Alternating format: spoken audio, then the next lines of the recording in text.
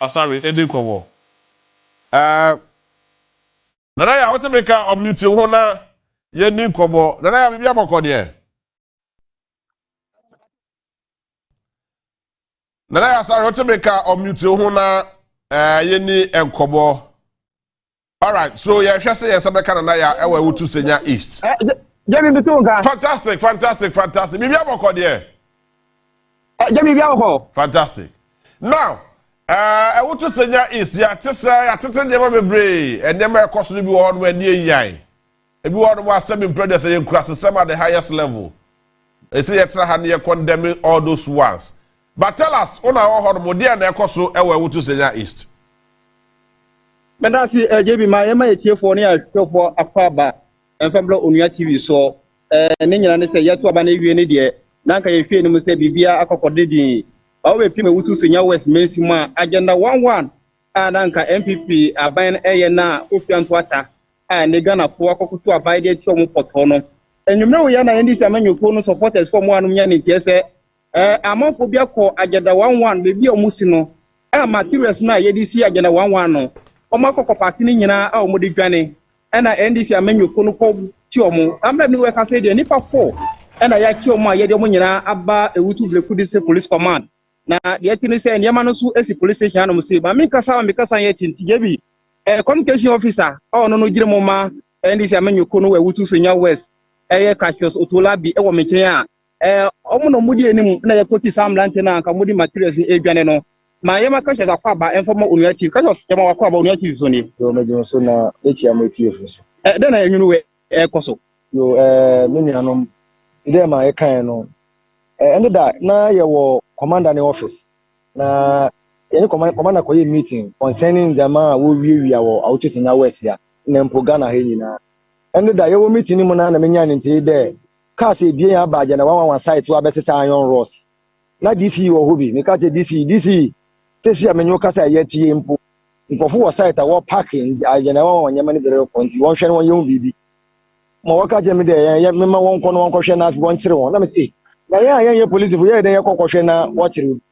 o zan ne mo ye ti police commander enyim na me ka se no mo si me hwe ne won kire won me de me hwe ne den enyimbiri so ono etwem etimi suma de won ko hwe wo ye kwa na wo de ndema ne nyina akọ enyimbiri so me wo na wo ye branch ma ko so frame de wo si ye NDC fu we agena 11 ndema na me say why dey na NDC fu we agena 11 ndema wo de okay on the mesuma no won ko we na mesuma no wo ko ho mesuma ma ya ko ho a onye NDC fu bia oye NPP fu na wakofa da mo ndema enwa hwe ka ne ndema ogum tax wom cement wom roofing sheet wom plant bi nyoma pi na ogum ka no so so pa na on the NDC ye asomdwe party nti ye nya wona na ye di wonyina ye machi wona ye di oba police station wo ye di oba police station ye pede ye hunyi pa osoma wan ontumi mbodi na ma ye nyim ye ntala ye pick ni dem wo fi site na wo ba na DC card we nyim wotimi de DC no onyim hu bi DC be na wo no di no DC Auto Senya West DC NPP DC na wo yi na hamache no kuku a bebre ni frɛ no Moses Ahemfo no onye onyim hu bi o sande mi ka se ni driver po wo ho a onna na mawra na ohwe ma okodo nyim emdo ebi o feed ni boss information there mo fa nkofo no wonye wohwe ya mpa so mo fa nkofo no yenye wohwe ye de wa ba police station ye hwe there police fo no obema mbra na ye djuma o sande aban ndema ne da wakosesa first one ne so wakosesa first one no was so we are no the NDC fo odin atare ho yende maye no we are doing it in the interest of the district o sande last Sunday sebeka ya call assembly stores for 1,000 bucks wo ho no pede wan ko wi ya ono so yakọ lock ma media fo okọ ene bebrese ye no mo yakọ lock assembly offices onye no kware nti menua seti ya oye ndema MP fo wi ya o sande wo fi aban mu nti wo wi ya na wakọ nti na yen youth no wasori nti se mo etini dem a oyampa akwa wi ya yen dem na Auto Senya West o sande ye pede ye ma megizela na yen papa Mahama wo kan bom no wo yen putu ma yen nti ye ntina se na wo wi ya aban dem na yen ma megizela na yen papa Mahama wo hye amembu na se wa start from zero yen ne dem o sande governance dey or a continuous process nti baby a wa ya kodu no yen papa Mahama so beba na wa be na oda kan nti yen youth no wa ya ward dey want na ona nkofun wiewia ndem a owo Auto Senya West ya o sande ye pempuntu da ma yen kuro nti ahwefo a wo hwen baby a ye bia no ye ya ma Awotu Senior West ye ya ma Ghana man ma obi andada ode mofre waso ye de na waso ye den o san ne mofre sankonye wona anka damo nyam wo kwakoton na se obi wo se obi akọ white poster wo drip machine mpo otu ko there remind 4 days da obi akọ fa cement obi akọ fa iron rods obi akọ fa plant obi akọ fa roofing sheet na dey on do be dem how many days nti ye hwe ma police for be ye menia okay jebi de Kosoa Awotu Senior West no na ya otemeka jebi metu ka aha bisane mame enyema ben ahodo no mu hu se omuwia e wo ho no mu exactly nyema ben ndema de tax wom cement wom plant wom roofing sheet wom plasterboard wom net wom ndema ndo dos wa park agide bia yi bi ku fom anna etum iron sheet nya agide yi bi ku fom kra na ye hu ma wo hyehyase because na kan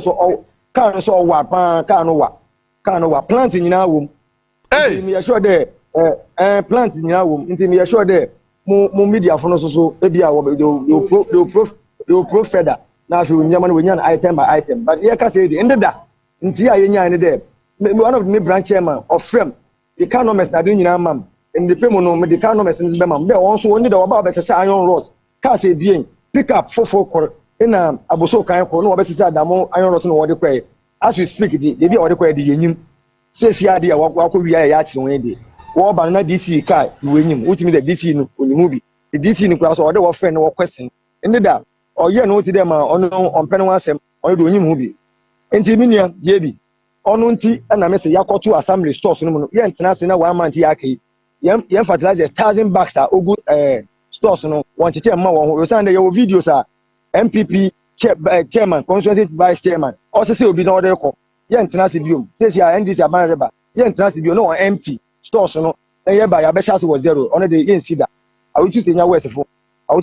fo why a crowd they will make sure they will monitor every government property or Awotu Senior West ya na the man so na make check Ghana ni bia there also come make it Ghana ni bia make it na doing there also be monitor man send them ya monitor ben them MPP fo wi a what they share NDC fo and they sure they ye nyina ye da mbobom a obema Ghana man no tompon de Kosoa yewi omo chimrante no mudi sa asem hunu no omachi omo nyina se omo nyina gumu sisi a ewe Awotu Bleku District Police Command omo ya do say omo ya nipa 4 na ya chi omo ya nkrofo 4 omo ya nkrofo 4 na omo kwa agenda 11 site bonum materials na ye disi dan no JB omo akoko wie ni nyina NDC amanyuko supporters for no so omo de omo ni atuo no papa omo akoko chi san nkrofo na sambla mi we cafe de car na omo di ko park ni nyama nyina no ni nyina wo police station ho no ma se de NDC amanyuko no e kan se a police wono e ma moni nda ho e wa anum se ne be ya ne pabonifo a ne o ma yo madwen se o mbe se Awotu Senior West no emletumi atwomaso JB I see mo fa wani ni akire na ne besi bia no na wasan e dia bre JB yes JB ma mi fa we enter to de Kosoa no ene ebi so sie e wo Gumwa East eye Metropolitan Assembly honum eno so NDC amanyuko no e koko mebro no ko honum se kwakotwe san se omanya ne ntie se edwumayfo no mo honum ebi mo ye NPP fo no omo sise ne mebi e de fi district honum entie ne ukopie mo Gumwa East Metropolitan Assembly honum a honum so NDC amanyuko no e ko take over e wo ho ama enne no ya dia edwumayfo so mo koye edwuma e wo Gumwa East Metropolitan Assembly honum no omo tumi ko edwuma entie for now there information NDC amanyuko no e kere se mo pick ne se sesia no NPP for na mo wa be ma na mo elusu power no enyema bi wo no mo pese mo ye ne bukata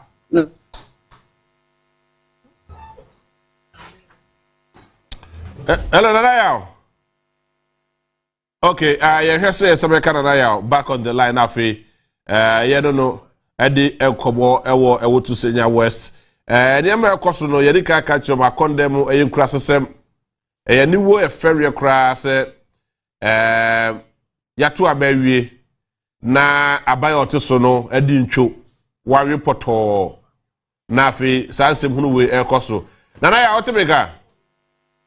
Ejemi bitunga good to asubame Ejemi de we kare nyina se na so Gumwa East wonu no na enya asem kuma kura Jebi any samenyo kono epike information anafa we say okopim wo asam ho no ma NPP amenyo kono ande omufi abem no enema bi wo no ma wo pesa mo ye ne bukata nje ne NDC amenyo kono supporters for no egi twi ekwa asam ho no ma ene omukọ ho no ma yasem kuma na de eba no ntino eya de adwumaifo se na omukọ ye adwuma ewo asam ho no mo mutumi kọ ye nje ne eya de a sebi o anuma kura tumi tuni na edisi ho no mo se okwa ye adwuma le no na eni amenyo kono mpanyinfo amu ogumais edi nkomo na mo kire se de ekoso no ya de omubu egiso but omo ye nkofo amu de omo paso nwe me kire NDC fo no na omo kire se de omo ye ne nyina no omo ye se na ebe ya aban agyapade no omo de bohu ban se na ebe ya nyankopon ya adon na on the 7th of January ye swe omampene Mahama ina enkoba ne se niam bi won no so mo de yedwuma no omo hwehwe omo hu ewonom enti de ekoso no de in fact enne na ya yirosem enwumre we nso abaye bomu a amanfo bia bom mutum kọ agenda 11 materials na yedisi dan na enwie no omakokọ sesa ne nyina nyankopon ncha de ya ki omo police station wonu sesi anti yeguso a ye wo police station wonu ma jebi de ebe to fem bia ye no se ahanom na Ghana fo nyina tie ahanom na mpemfo nyina tie enti de ni bedi echi na de ekoso ewe wutu senya west eni bomais no ye de hu nsem so aba beso ye tie fo ne afẹ fo jebi. All right, nana ya sorry mami na wase na yentu aso enfri ha no mo say mami nka se saa de we ekoso yi ekoso ewo baby bia wo Ghana ha se baby a seven producer ayin krasesem en wu ferie se yatu abawie na saa krasesem we ekoso. I just want to be plain. Say the beya I mean whoever obi o shechire bia yes adema we bia yes so eya beya japade o eya the taxpayers money me no mienu enti wu wi ade akọ na ewi asa kwa bobosia na asa da be yes project no yes abe na wo. And please end this in paying for, please call your people to order. NPP mo paying for, call your boys to order. Some of your tips, call them to order. Some guys, NPP for me pacho, call those guys to order and tell them, say, those properties are not your personal properties. They are the properties of the states. Why, yes, Emwa, Evia, Akwaba? Yeah, we have a call there. Nyakura mweni ho. Yo, but say. Enti nema ekoso ne bi no minim se ebia obeka bi na fe yato aso ha do mo se ya. Yem say police for so the release about say so far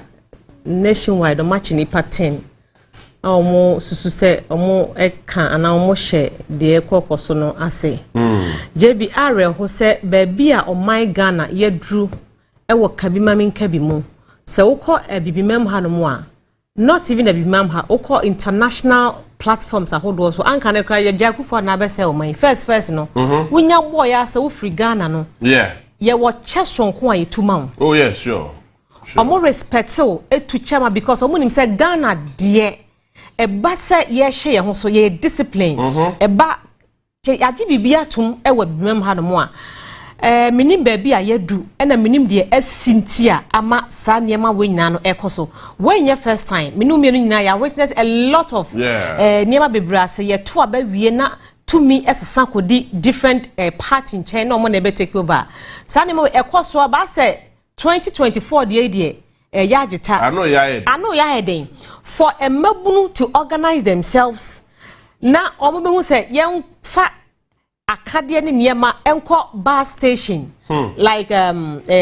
Metro Mass station. Na cars zero over 20 yes it said 25 for sebe say